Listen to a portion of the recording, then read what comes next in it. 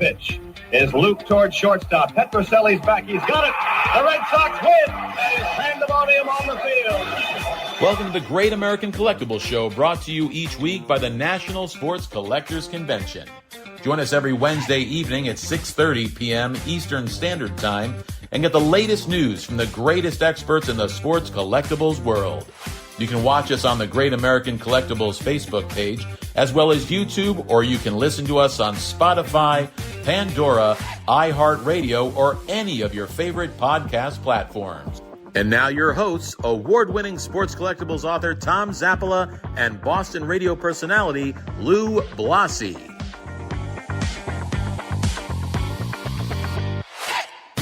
High above courtside, we are on the 18th floor of the beautiful Phoenix Towers. Tom Zappola, my good friend and partner, producer Lou Blasi.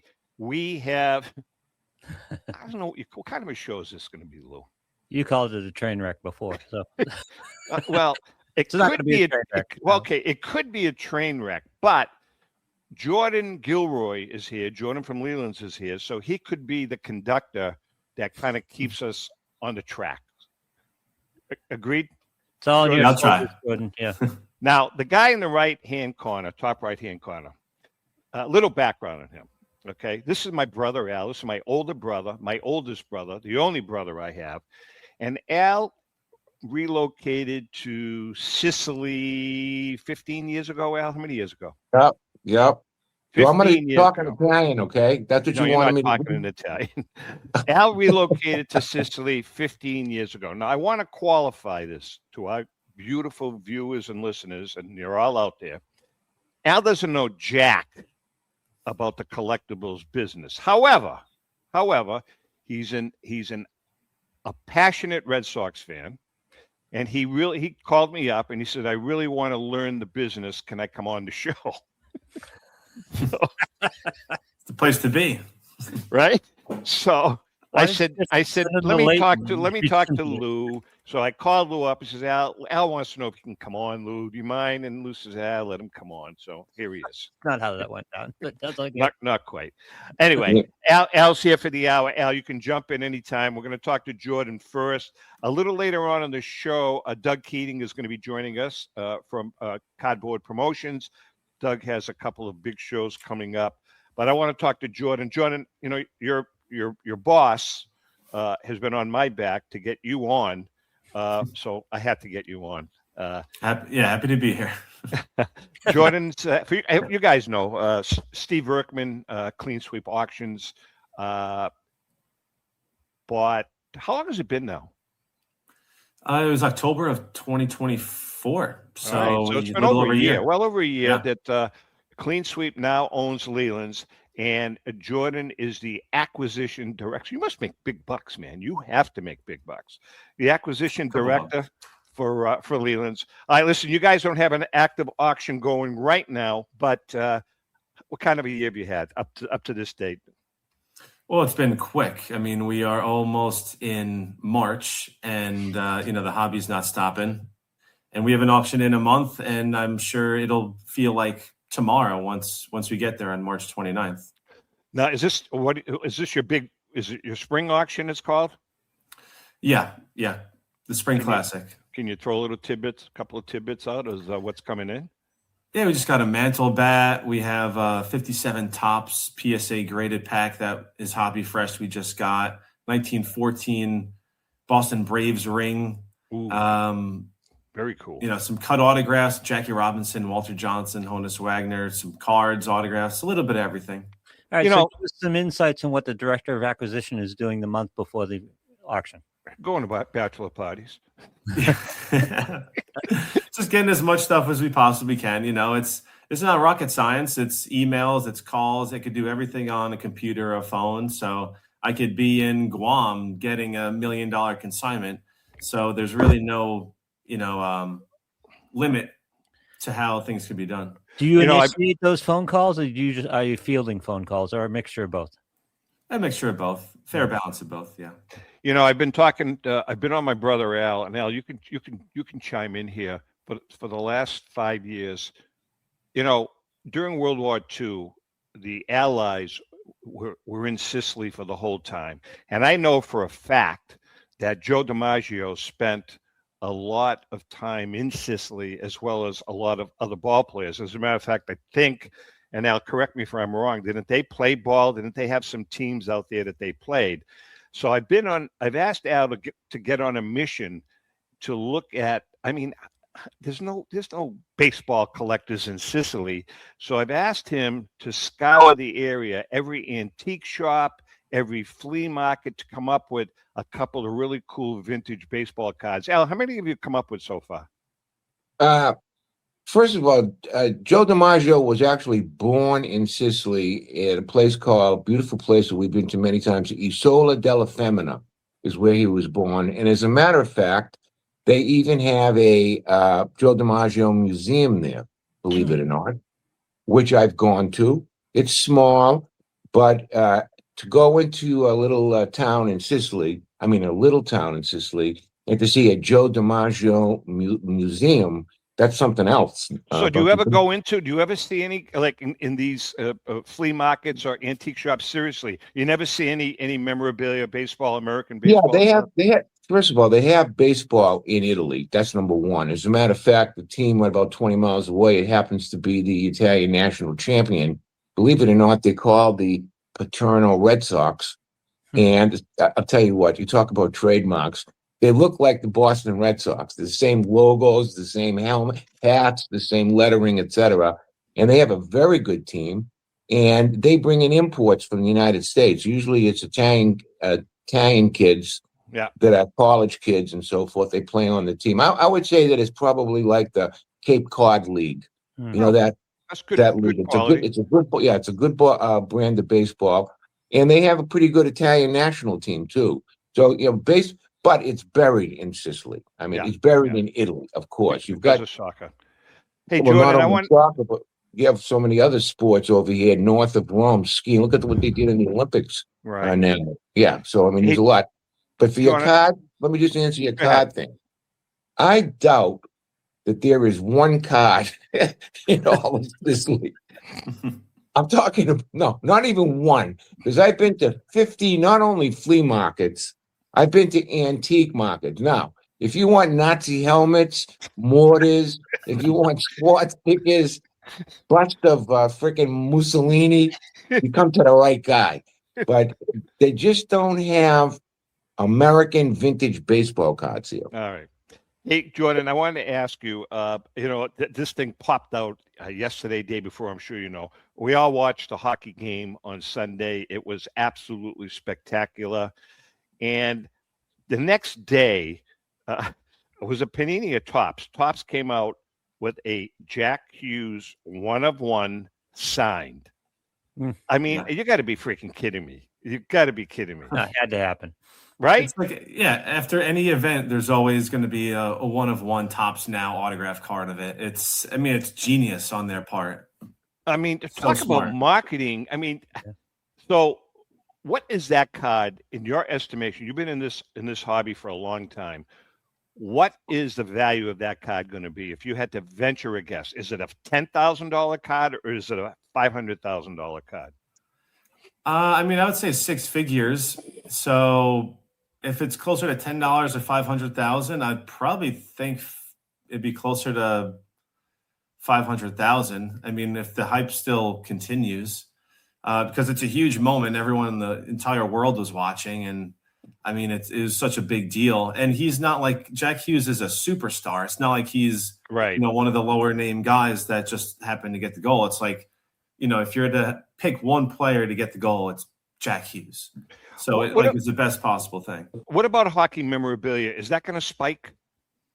It has on eBay, at least the last couple of days.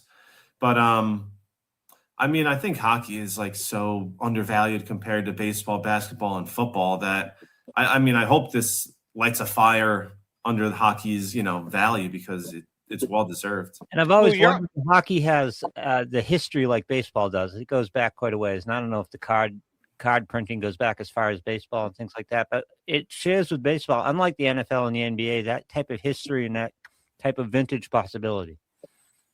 Yeah, I mean, there's a lot of material, a lot of memorabilia. We've sold hockey items that span to the early 20th century, so they do have a long and rich history. Interesting. I'm going to throw this out. Louis, you're a hockey guy. I know that. You've been a hockey guy for years. So, I'm watching that game, and I'm saying there is such passion, with the American fans, with the Canadian fans, with the Norwegian fans, as I'm watching all of these games on the Olympics. Why isn't the NHL restructured by countries rather than teams? Is there a reason for that where it would be the United States has a team comprised of United States players? Is that like way too far-fetched? No, but I think it would wane in its emphasis after a period of time. It's like, remember when Major League Baseball went to the interleague play, and for a while everyone was very excited about the Red Sox and Braves and all the matchups that came along, Yankees and Mets and things like that. It's kind of gone into antiquity now because no one cares. You're playing each other all the time. Look at what we've seen in the last, how many years now? We've seen the WBC, the Four Nations, the Olympics. When you get these athletes playing for their nations, when they're playing for their nations, it's international and not playing for a paycheck. It is something special, especially hockey. That's what makes the NHL playoffs so great. They're playing to get the name on the cup. They're not playing for a check. And that's when the game gets exceptionally good. Again, the WBC, the Four Nations, this last tournament in the Olympics, it's been spectacular sports, and I can't wait for the WBC in a month. All right. Jordon, what are your thoughts? Oh, can I say one thing? Sure. Say what you want, because do me a favor. Look into the camera, would you? Okay, I am. Thank you. Say what you want, though. Being here in Italy, it was extensively covered on the TV every single solitary night. But you have to tip your hat to the Italians because they did a great job on this Olympic. People have been raving about it, from all the nations in the European Union, what a great job it is. And Mike, and the snow was good. Everything was good. Why isn't the Olympic Winter Games here more often? I mean, it's a perfect setting over here. It's Italy, for heaven's sakes. Okay. You've got the cream of the European athletes. Every one of them was here. Yeah. From all over the 29 EU states. They were here. They were well attended, right? This is as opposed to the Super Bowl in San Francisco, okay, which was a disaster city as far as I can see. So, I'm making a call today for two things. Number one, Italy having that. And number two, as far as vintage baseball cards go, I want to start a national scalar championship. Well, we're going to talk about that after the break, after Jordon departs. We're going to, because I have a whole theory about that also. For those of you that don't, some people call it, well, actually, they're two different things: card flipping and scalers. Okay. In Boston, we used to play scales, and we're going to talk about that in the second half because I am going to talk to Joe Drellick about a scalar competition at the National. We're gonna see if we can hammer that in. Hey, Jordon, your staff, how many at Lelands? I would say about, at any given time, there'll be about 10 people in the office. You got 10, and Laura is still there, right? Yes, she works from Long Island. Oh, she does. She works from Long Island. Okay. Mm-hmm. Let's talk about Josh Evans for a sec. Josh, when Lou produced our show at the very beginning, Josh was on every other week. He used to come on the show. He used to alternate with Kenny Golden. So he'd come on one week, and then Golden would come on one week. And Josh was absolutely hysterical, Lou. Remember? He would sing. He would. I mean, you didn't know what was going to come out of his mouth. We did I don't know, probably 6 months or a year ago. We just took some votes about the Mount Rushmore of the hobby industry over the entire lifespan. And Josh's name was certainly in the conversation of the top 4 or 5. What did he mean to you as a mentor? I mean, how long did you work for Josh? I think it was about 5 years. Yeah, from 2015 to 2020. Tell us about him. Yeah. Well, the first couple years were pretty much me on Long Island, him in New Jersey. So it was emails and calls, and he would come to the office every once in a while. But after that, I was in New Jersey with him for a few years, and he'd be in every day, and his mom would pop in. They would, teach us about sports and pop culture and everything in between. And, he just loved being around and being involved. And he had so much knowledge from doing it for 30 plus years.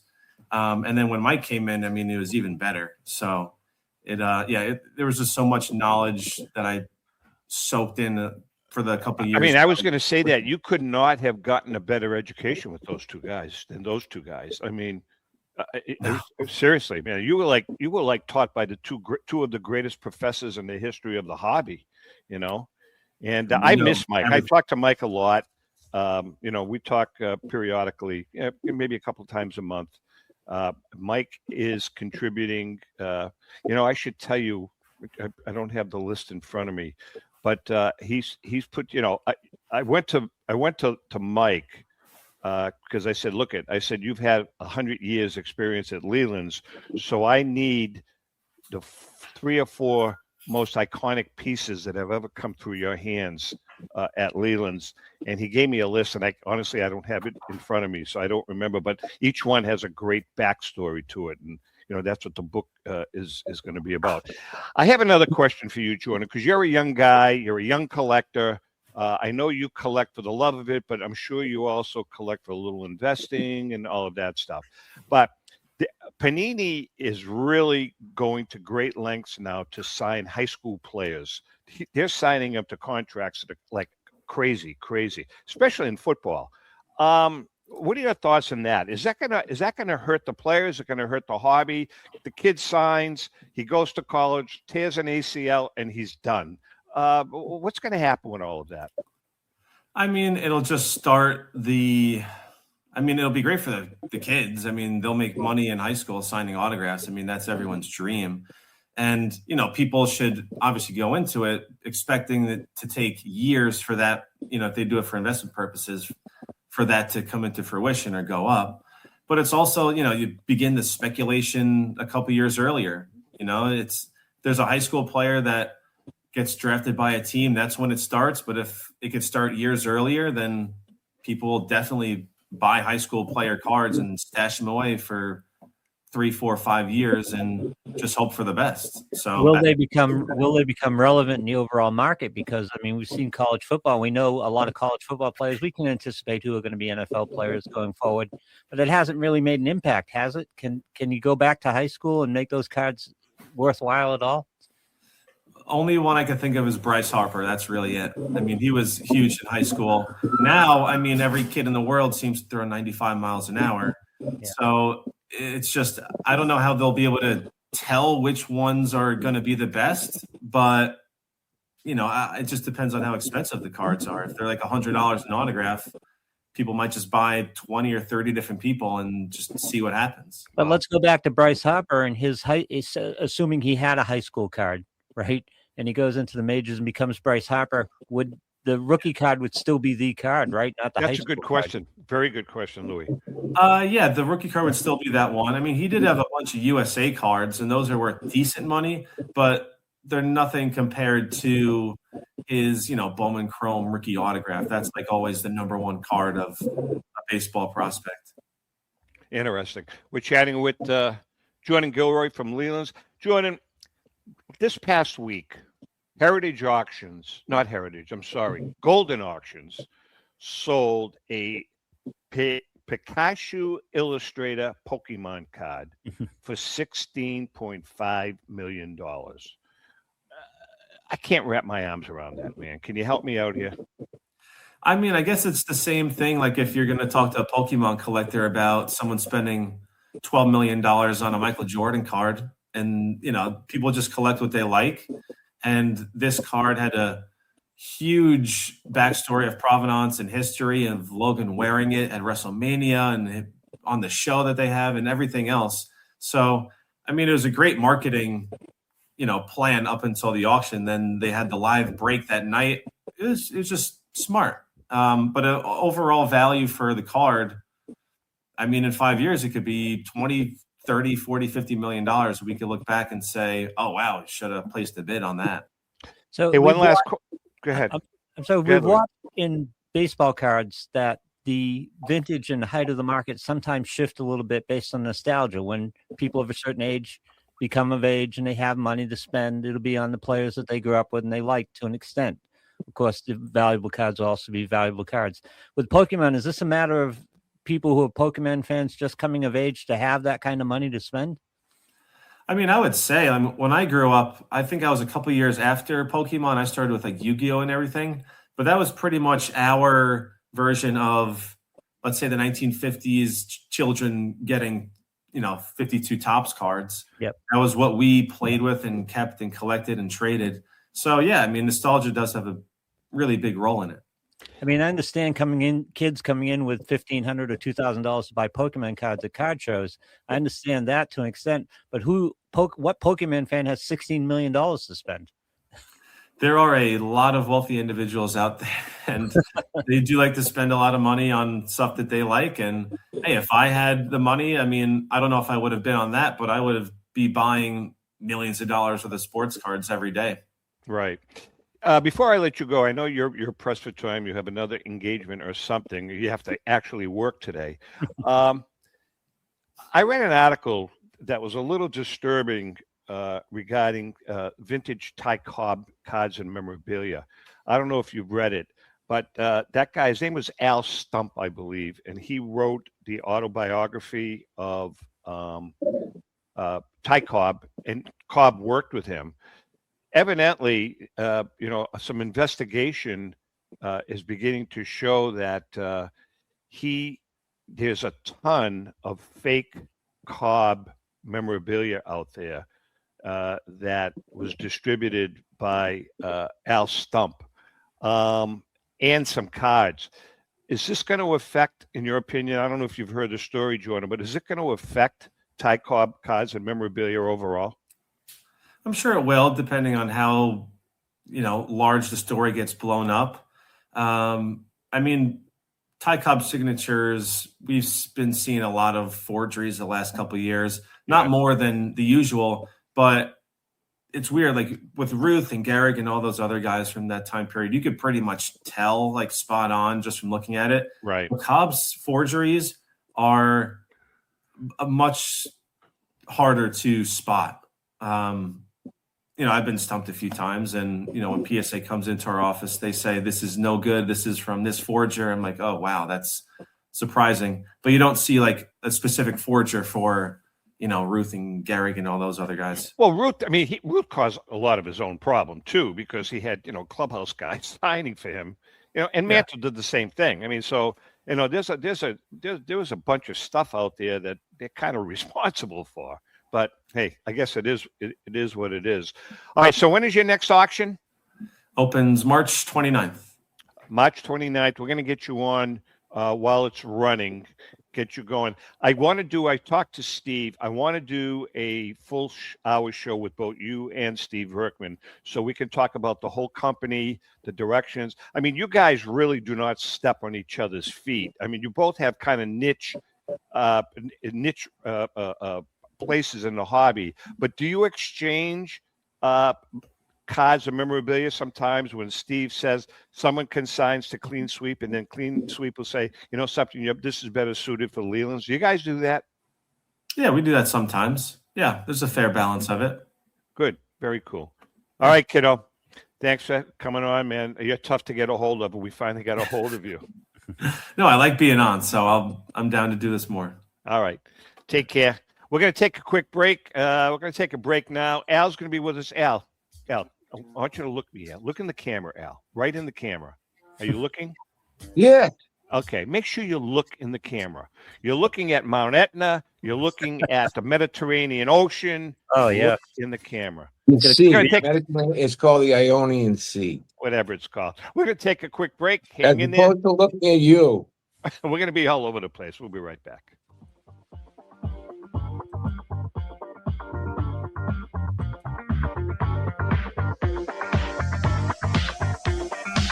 I'm Rebecca Curry, a two-time child cancer survivor, recipient, and advocate for Lucy's Love Bus. The mission of Lucy's Love Bus, 501c3 nonprofit, is to provide joy, comfort, and quality of life for the entire family of children with cancer. Since 2006, they have delivered love and comfort to over 3,000 children with cancer and their family members across New England. The dream of Lucy Grogan, an 11-year-old cancer patient, was to help kids with cancer who are suffering right now, before there is a cure, by offering free, integrative therapies like art, music, horseback riding, and many other activities. Unfortunately, Lucy passed away, but her dream lives on, and today Lucy's Love Bus is thriving. I'm Red Sox Hall of Famer Rico Petrocelli. I hope that you'll consider supporting Lucy's Love Bus and all of those children who have been stricken by cancer. The Great American Collectibles Show is partnering with Lucy's Love Bus to help these kids. Let's continue Lucy's dream. Please go to lucyslovebus.org for more information. Since 1996, Brian Drent and the staff at Denver's Mile High Card Company have led the charge in the collectibles hobby. Mile High is a full-service dealer specializing in buying and selling cards and offers a competitive consignment program for all collectors. Whether it be their computerized want list service, appraisals, or auction services, Mile High has it all. If you've been searching for a company with a selection of high-grade vintage 1888 to 1970 baseball cards and memorabilia that shares your passion, aim high, Mile High. Go to milehighcardco.com or call 303-840-2784 for more information. This is Brian Drent, president of Mile High Card Company. Is your sports card and memorabilia collection properly insured? For easily replaced personal property, homeowners insurance is all most people need. But for prized possessions that you may have spent a lifetime collecting, it doesn't go nearly far enough. Collectibles Insurance Services has been insuring for over 50 years. They offer a full range of protection and a $0 deductible at an affordable rate with no appraisals required. I know because they insure my collection.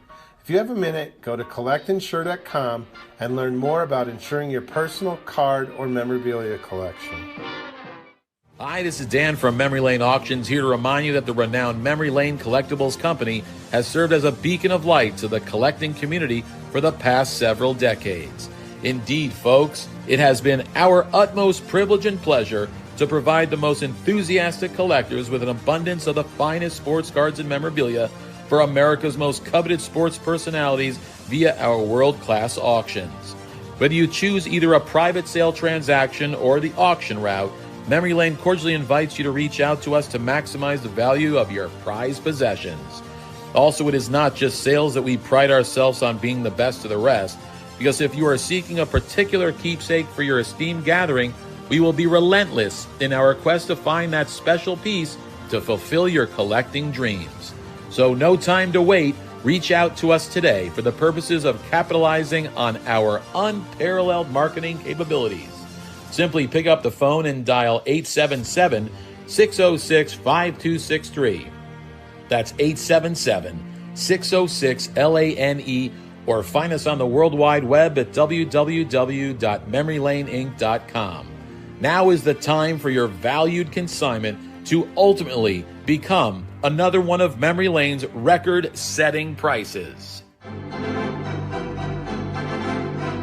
How would you like to own the bat that was used by your favorite player when he hit that towering home run or game-winning base hit? Now look no further than JT Sports, specializing in the sale and authentication of professional game-used bats. As the official authenticators of professional model game-used bats for PSA DNA, JT Sports will guarantee the authenticity of any bat purchased from them. JT Sports also buys and sells game-worn uniforms, gloves, and baseball equipment. The unique quality of the collectible is what JT Sports is all about. Give them a call at 609-487-8003 or check them out at GameUseBats.com.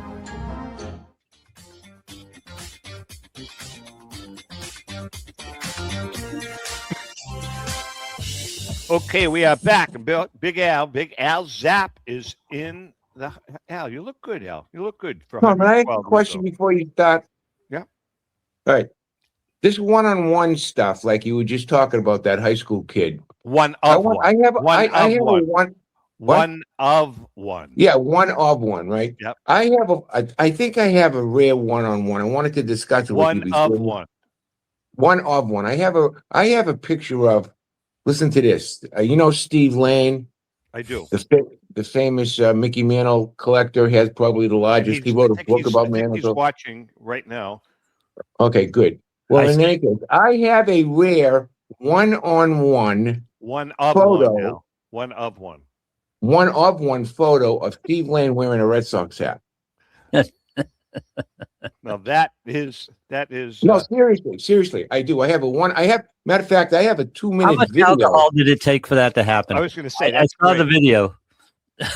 It took some alcohol for that to happen.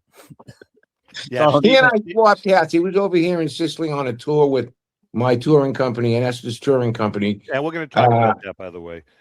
He sent me a text, Al. He sent me a text saying he recently got a report from the Red Sox spring training camp, and it's been calculated that they're already mathematically eliminated from the playoffs. Steve got the finest sense of humor. I love that guy. I'm telling you. And I hope he comes back. Huh? He's a funny guy. And he's a wealth of knowledge. Very successful, very bright guy. I actually enjoyed his book very, very, very, very, very much. It's a good. It brought me back in time. The video you sent us didn't answer one important question. Did you put the Yankees hat on? He did. Yes, I did. It burned my forehead, by the way. All right, listen. I had like a ring around it after I took it off. It was unbelievable. All right, it's time for another Crackerjack moment brought to us by our good friend Paul Borges and PB Collectibles. Go to pbcollectibles.com for that special vintage card at an amazing price. This week, we're going to talk about a guy that I was always one of my favorites, Gabby Kravitz. The first player from San Diego area to make it to the major leagues, Clifford Carlton Gabby Kravitz, was called Cactus by teammates because of his Western roots. The origin of the name Gabby is even more interesting. While playing in the Pacific Coast League, Kravitz reportedly crunched the ball with such power that he struck and killed a seagull. Fans in attendance began screaming gaviota, the Spanish word for seagull, and Carlton soon became known as Gabby. The son of the first mayor of Escondido, California, Gabby would also blaze a unique trail. During baseball's dead ball era, Kravitz stood alone at the top as a top power hitter in the National League between 1912 and 1919. He led the National League in home runs 6 times during that period and frequently approached or surpassed 500 in slugging. In 1915, as a member of the Phillies, Kravitz slammed 24 dingers, a new 20th century single-season home run record, because keep in mind, it was the dead ball era. He also led the league in runs, RBI, OPB, OPS, you name it, he did it. The Phillies won their first pennant in 1915, led by Kravitz and 31 game winner Pete Alexander. Also an excellent outfielder, Kravitz registered 161 assists between 1912 and 1918. His last great season, 1919, saw Kravitz bash league-leading 12 homers and slugged. Hey, Al, we're trying to read here, please. Thank you. And slugged 640 at the age of 38. He was an on-base machine that year with a 341 average. Before pursuing baseball, Kravitz held jobs as a fumigator and telegraph operator. He upgraded his post-baseball profession, becoming a judge in Laguna Beach, California. Kravitz's major league career home run record of 119 was obliterated by Ruth in 1921. But Cactus is still recognized as the best power hitter of the time, the dead ball era. Just go ask that seagull. All right, we're doing these Crackerjack collection, Crackerjack moments, because we found a stash of Crackerjack books in the warehouse, and there are very few remaining. So if you want to move, you got to move quickly. You need to go to tomzappalamedia.com/Crackerjack collection to order your copy of the book, The Crackerjack Collection, Baseball's Prized Players. This great book will give you a glimpse into the personal and professional lives of the players in this iconic collection. That's the Crackerjack Collection, on sale now at 30% off the regular price for these few remaining books. TomZappalaMedia.com/Crackerjack Collection. In a couple of minutes, by the way, towards the end of the show, we're going to bring in our good friend Doug Keating from Cardboard Promotions. But right now, we're going to chat with Big Al. Al, before we get into talking about scalers and baseball and the Red Sox, why don't you tell us about your business? You have a very successful business. You've been in Italy now for 15 years. You're an attorney. You have a hugely popular podcast, and you have a great business. Why don't you tell us a little bit about it? You have 5 seconds. Okay, youmeandsicily.com. You can learn all about us, but Esther and myself have a touring company. I happen to be a lawyer, so I practice law, international law between the United States and the European Union. And I do a whole bunch of other stuff, too. We have a YouTube channel. We have huge Facebook. We had 11 million views last month, a new record over there. For us, anyways. I know that's not that much, but for us, it's like, wow, 11 million people. Because there are a lot of for anybody, that's a lot. That's a lot. Yeah. To say Americans make the largest category of Italians in the United States. So a lot of them want to come back, just like the baseball cards, and discover their roots, so to speak. So we have a touring company. We do tours. We start now in March, and we go right through New Year's Eve. And for you guys over there that just stole a good card, come for New Year's Eve in Taormina. It's just unbelievable. It'll be a lifetime experience. So that's all I want to say. I didn't come here. Well, you may be doing doing something next year. Why don't you tell our viewers potentially what you may be doing with our good partner and friend, Rico Petrocelli? Tommy and I and Rico are thinking about having a kind of like a baseball type thing here in 2027, where we will, hosted by Tommy, myself, and Rico. And I'm going to be working on trying to get Rico to go to Paterno and maybe do a little batting exhibition or a talk with the ball players over there, too. Like I said, baseball is a good sport in Italy. It's not a laggard sport. It's a growing sport. So there is a lot of interest in American baseball. Unfortunately, the 500-pound gorilla is, in fact, soccer. I mean, Are you kidding me? When any newspaper that you buy in Sicily or Italy, after the front page, the first 3 or 4 pages are reports on what games went on, and it's crazy. But everybody in Sicily is a junkie for soccer. What is the big soccer team in Sicily? What is the one big Inter, Milan. Yeah. Okay. Yeah. You either love them or hate them. People. How do they compare with Real Madrid or Barcelona and those? They're right teams? up there. Right up there. Yeah, I mean, right up. I mean, they pay tens of millions of dollars for their soccer players, Tom. It's not chump change. Right. Chump change. As a matter of fact, the Red Sox, the owner, John Henry, he's got a team in Liverpool, England, that's won the Premier League championship a couple of times. Did he sell that, Lou, or is he selling it? No. He sold the Penguins. He didn't sell that. Oh, he sold the Penguins. Okay. Or he's in the process. No, and basically that was what the rub was. Yeah, that was what the rub was when he had the third baseman over there and all these big salaries, because he's paying these guys over here huge money too. He pays them. He pays for Liverpool. He doesn't pay for the Red Sox, but he pays for Liverpool. Well, that's what people say. I don't know if that's true or not, but hey, go Red Sox. That's what I want to say. But anyways, you guys were talking about the Pokemon card and so forth. Isn't that a good way, though, to get the young involved in the hobby? It is. I mean, I'm talking about for cards for youngsters, kids. Yeah. Yes. So when they get to be of age, like you and I, Tommy, right? We were freaking junkies back then with our baseball collections. We used to go to the store for a nickel or a dime and buy a set of cards with the bubble gum inside it that had all our favorites. I never had a basketball card. Heck, I don't even know if they were made back then in the late 50s. No, actually, there was a time when those weren't in existence. There was a little gap there, but baseball and football. I mean, we collected football cards too, but more baseball than football. But to answer your question now with the Pokemon stuff, the answer to your question is yes. It has opened up, and Pokemon has been around for years, but it seems to, in the last probably 2 years, exploded. And you go to these card shows now, and they have tons of Pokemon dealers, and it's brought in a whole new audience. Now, are some of those people going to gravitate to sports? We have no idea. We have no idea. But I can tell you one thing. There are people that are vintage card and modern card baseball collectors and basketball collectors that some of them have gravitated to Pokemon, which is very interesting. And a lot of them, the younger collectors, quite frankly, they're doing it for investment purposes because some of the card flipping is just off the charts. Like we just talked about, one just sold for 16 million. But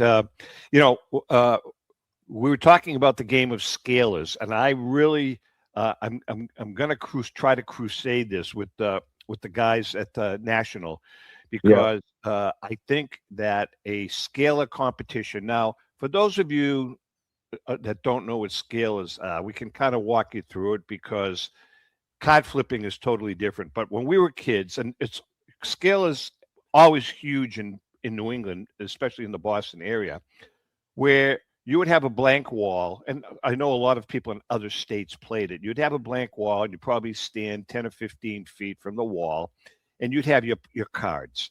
And you would scale a card against the wall, and then your opponent would scale a card, and he would try to what they called kiss. He would try to get his card on top of your card. If he got his card on top of your card, then he won both cards. So sometimes there'd be 10 or 15 cards out there, everybody's missing, and then someone would hit it, and you would get the entire batch you would own. So it was a competition.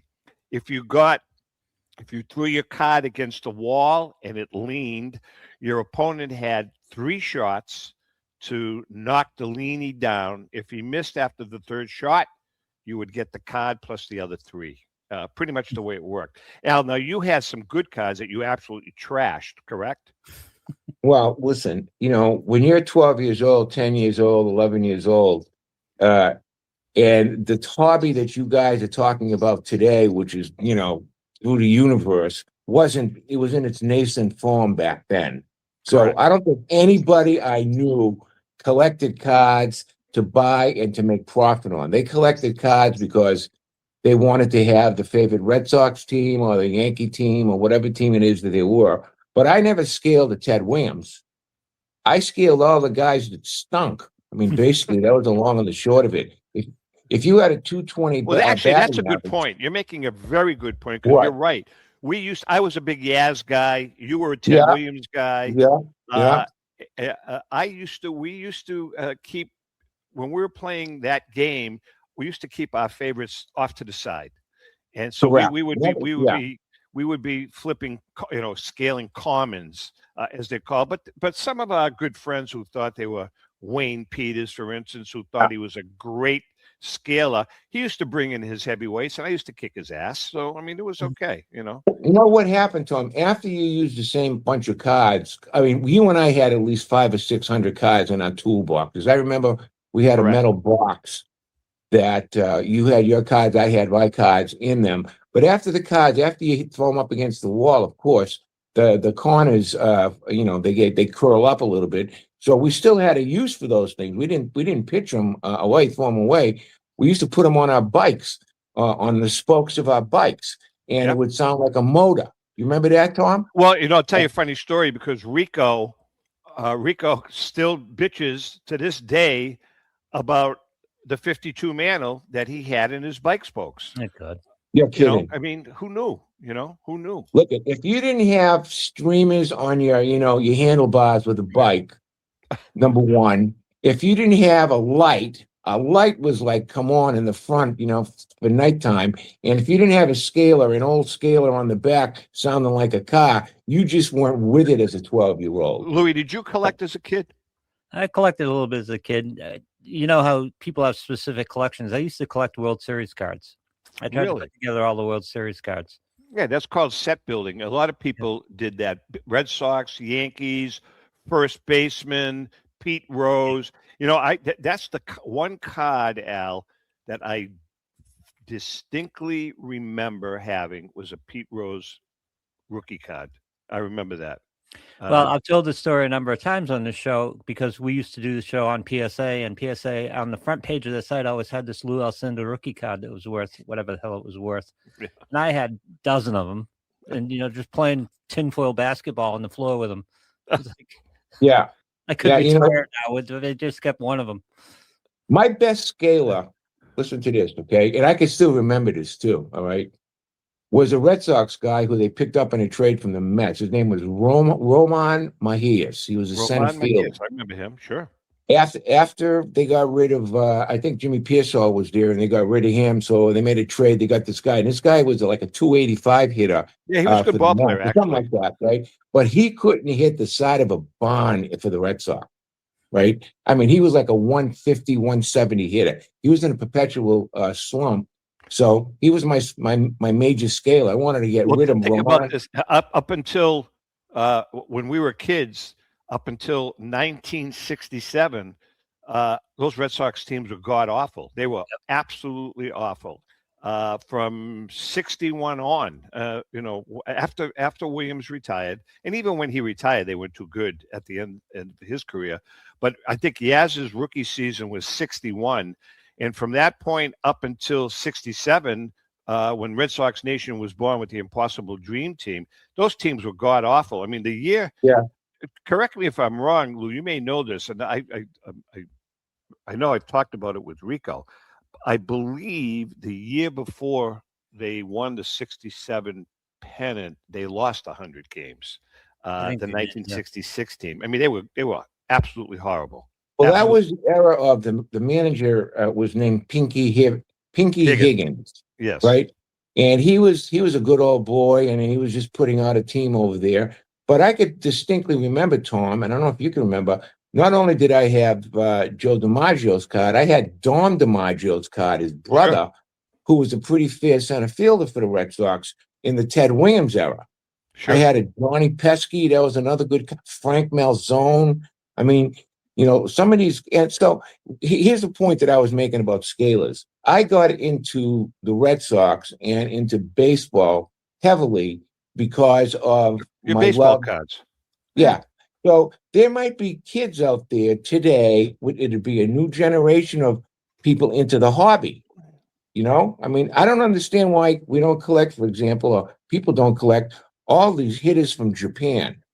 Where these? Well, they do. They do. I mean, they do. I mean, some of those guys. Not in the United States. They do. Well, in the United States, they don't. In Japan, they do. PSA just opened up an entire facility in Japan. Well, those people are worse fanatics than the Americans are for baseball. And they're very good players. All right, listen, we're going to take a quick break. Actually, Louis, before we take a quick break, why don't you tell our viewers and listeners about our friends in Philadelphia? Well, the East Coast Sports Marketing, along with eBay, are pleased to present the Philadelphia Sports Collectors Show, the Philly Show, from Friday, March 6th to Sunday, March 8th, held at the Greater Philadelphia Expo Center Halls A and B and 100 Station Ave. That's in Oaks, Pennsylvania. The Philly Show is bigger and better than ever. Shop over 1,000 tables from 300 of your favorite hobby dealers from across the country, displaying sports cards and collectibles from the 1800s to the present day. Visit the Pokemon TCG section of over 100 tables. Major sports auction houses and third-party grading and authentication companies are on hand to assist your collecting needs. The Philly Show is family-friendly, and all kids under 10 get in for free. Military gets in for 50% off. Autograph guests include 10-plus baseball Hall of Famers, including Mike Piazza, Chipper Jones, Ozzie Smith, Steve Carlton, 10-plus football Hall of Famers like Ray Lewis, Earl Campbell, Jack Ham, Eagles legends Brian Dawkins, Randall Cunningham, and Vince Papale, and many more. For more information, go to thephillyshow.com. Remember, since 1975, the Philly Show is where it all started.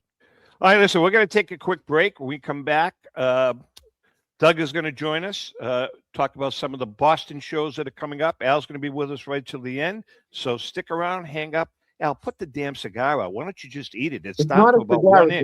It's a candy chocolate cigar. I'm chewing it. Oh, yeah, okay. We're going to take a quick break.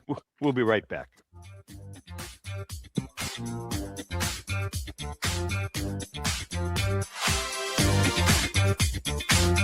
I'm Rebecca Curry, a two-time two-time child cancer survivor, recipient, and advocate for Lucy's Love Bus. The mission of Lucy's Love Bus, 501c3 nonprofit, is to provide joy, comfort, and quality of life for the entire family of children with cancer.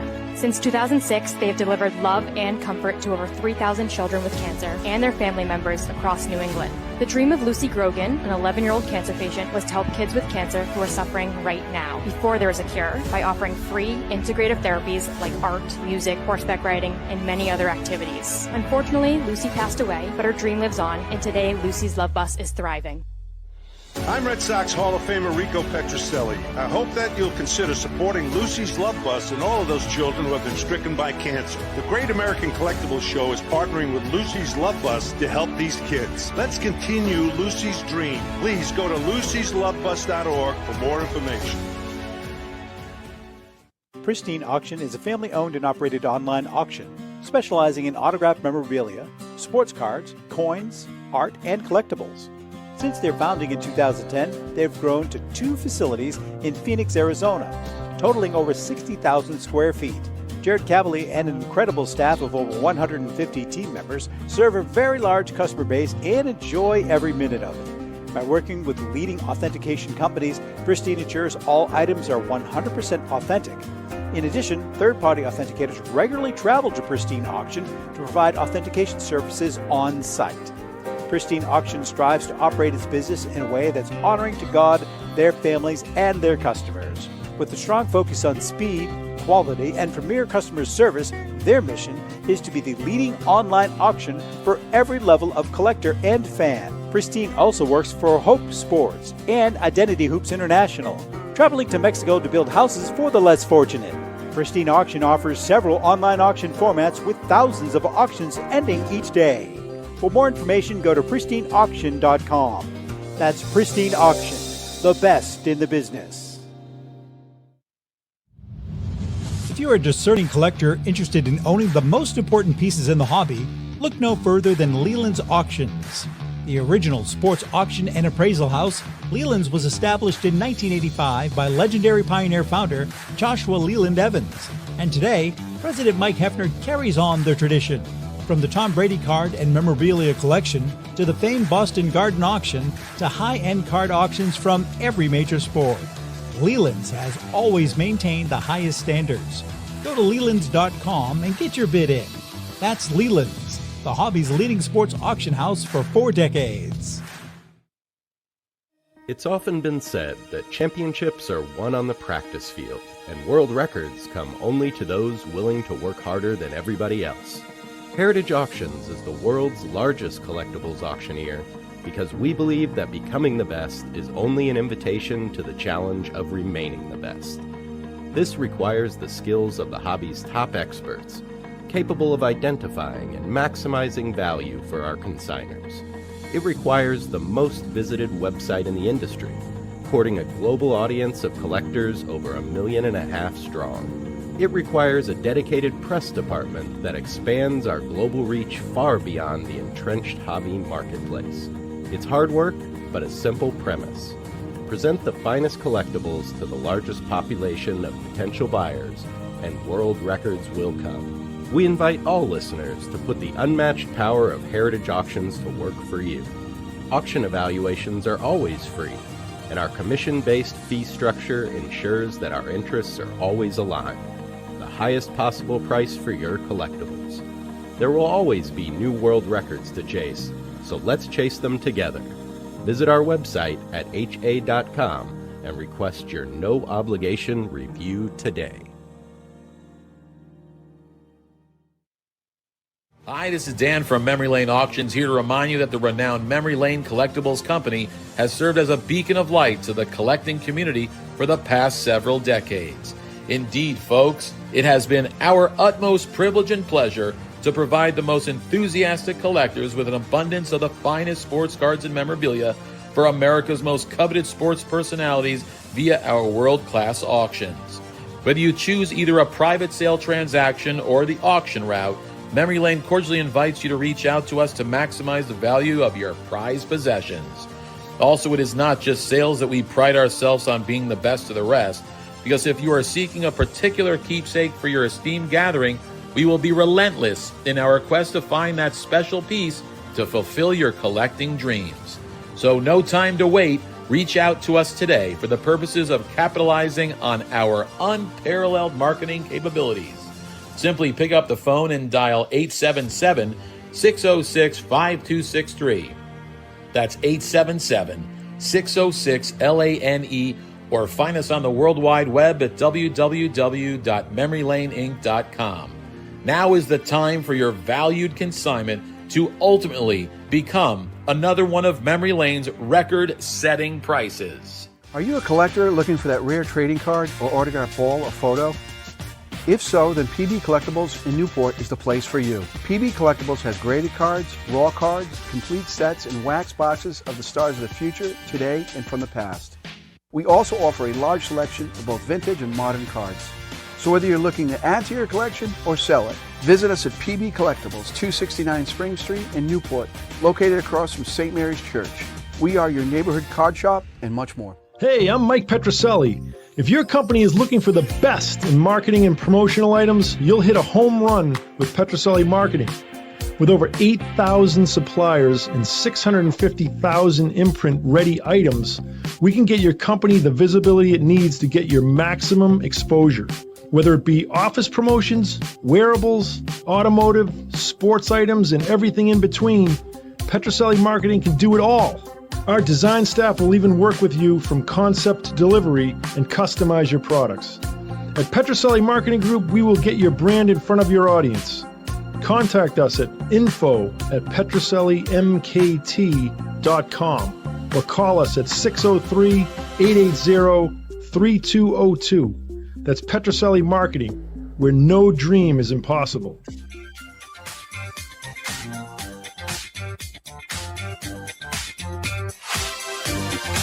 Okay, we're back. Where's our man Doug? Not here? Hey, Tom, I'm here. can you hear me? While you're waiting for Doug? Hey, Doug, how you doing, Doug? Hey, listen, no, before we get to Doug, I want to talk to you folks about insurance.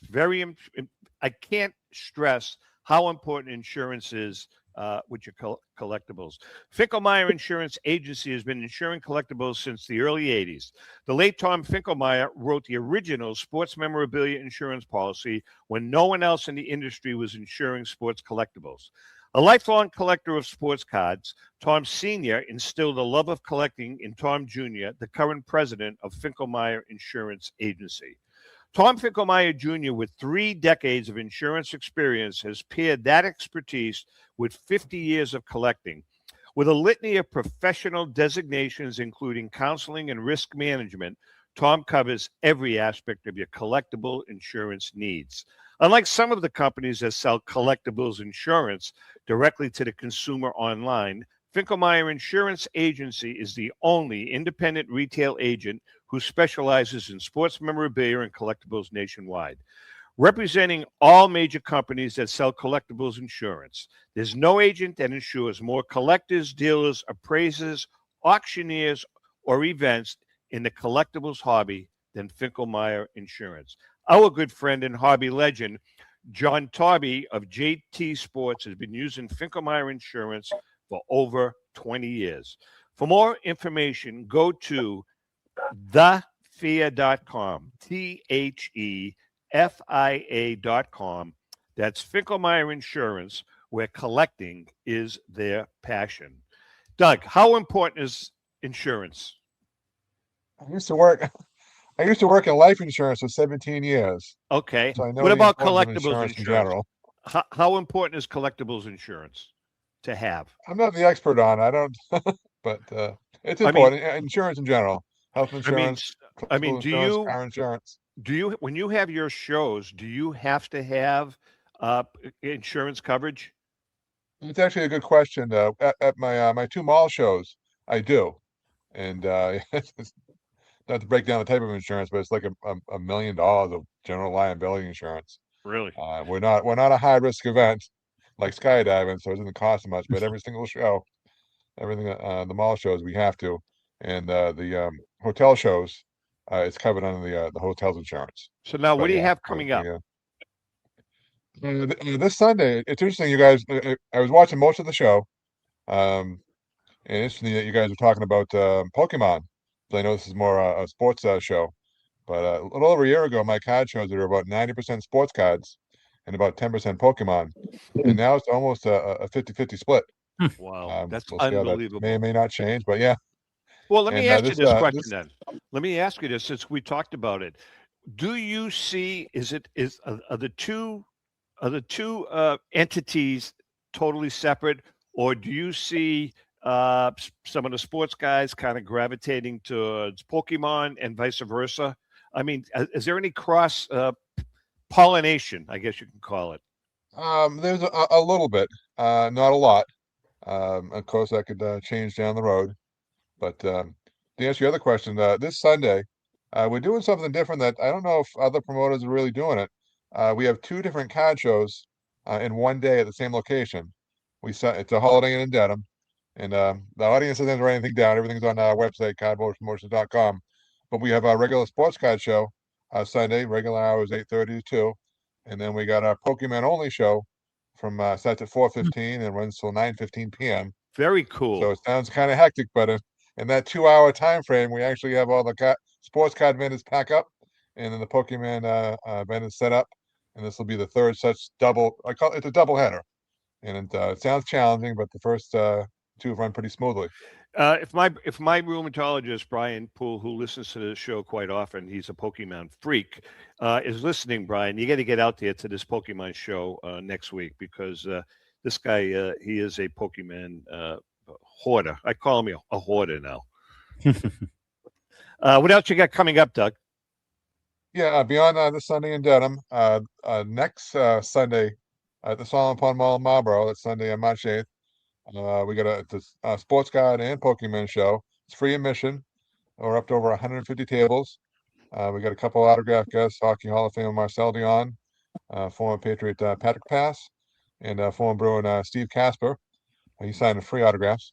And then the following weekend, it's March 14th and 15th, we have what's simply New England's biggest 2-day free admission card show. It's about 225 tables. Fairly even mix of sports cards and Pokemon, and that's at the Emerald Square Mall and in North Attleboro. Once again, the website's cardboardpromotions.com. Thank you. Hey, when are you going to bring Petroselli in again? You got to get him Petroselli in again. We will. He's on at least once a year schedule. Oh, is he? We actually had him at the Solomon Pond Mall sometime in the fall.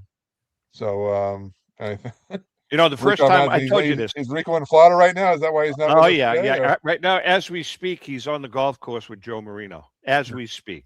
Nice. But I told you this. I've told you this before. The very, very first time I ever met Rico was at one of your shows. I think it was in Weymouth. It was a long time ago when the T206 book first came out. We were doing a book signing there. And then that evolved into getting him on the Sicilian Corner with Lou and I and Mike Lamazzo.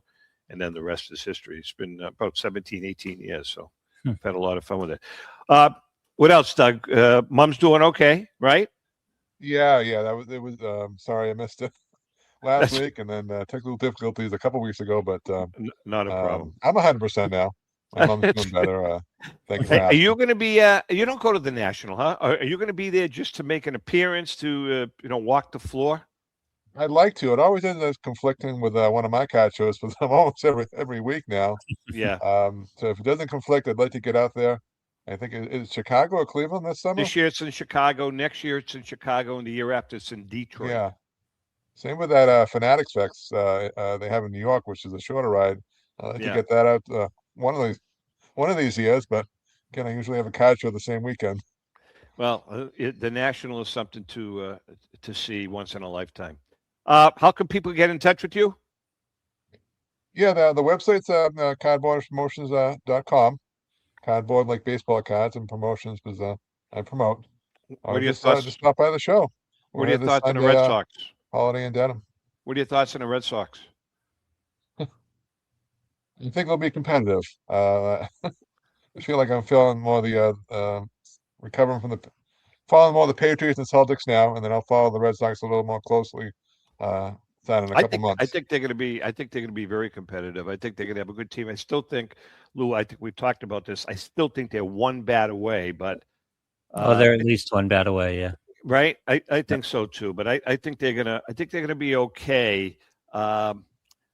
They really do need a quality second baseman. I think. But we'll see what happens. See how it all plays out. Al, what are your thoughts? We got about 2 minutes left. Tom, what I wanted to do is this. I wanted to do a message to the Sicilian Americans in your hobby. As you know, we got devastated here by a hurricane, Hurricane Harry, 3 weeks ago. They just destroyed Sicily, Sardinia, and Malta, and other places. Okay, I'd like you to ask you to go to our nonprofit website, www.thesicilianproject.com, www.thesicilianproject.com, and make a donation if you possibly can. We're a nonprofit. For every $100 we get, it all goes to people who are in trouble because of this unbelievable catastrophe. It was a cyclone, wasn't it? Was it in a cyclone? It was a cyclone, but they call it over here in Europe the hurricane. It was just unbelievable, Tom. My house got destroyed. The whole seaboard got destroyed. The Sicilian people are very resilient, and they're very prideful of taking help from anybody's. So my Sicilian project has been around for now 15 years. We give free English classes to kids. We've trained over 2,000 kids to speak English, okay? But now we're kind of switching gears for the next few weeks. We've raised and distributed 35,000 so far, right into the hands of the needy. So please, if you have a chance, if you're of Italian extraction or Sicilian extraction, go to www.thesicilianproject.com. There's an icon there to make a donation. Just make a donation. It's tax deductible because we're a 501c3 entity, a nonprofit. And no, that's good. That's good. I'm glad you brought that up. And if you're a Yankee fan and you have a DiMaggio card or something like that, or Phil Rizzuto card, and you don't have the dough, just send the card to Al, and Al can put it on Heritage Auctions, auction it off, and then the money will go to the Sicilian Project. Right, Al? I have to say something, though. Getting back to Steve Lane, right? We got about 1 minute. Made a donation. Yeah, he made a donation because he came to this place last September it was. The guy fell in love with this place, and I'm hoping to see him back again. Yeah, so www.thesicilianproject.com. My website is www.YouMeAndSicily, and you can learn about what we do over here in Sicily. All right, brother. Doug, it's been a pleasure. Nice talking to you, and we'll see you down the road. Hey, Al, we'll do it thanks, Al, thanks for jumping in today. Al, you actually sounded semi-intelligent, which I am very, very pleased about. Very, very pleased. Hey, not bad for train wreck. It wasn't. Louis, as always, man, right, good guys. job today. To our viewers and listeners, Rico will be in the studio with us next week. And as we say every week, thank you all for your support. Without you guys, we would not be here. And with that being said, happy collecting.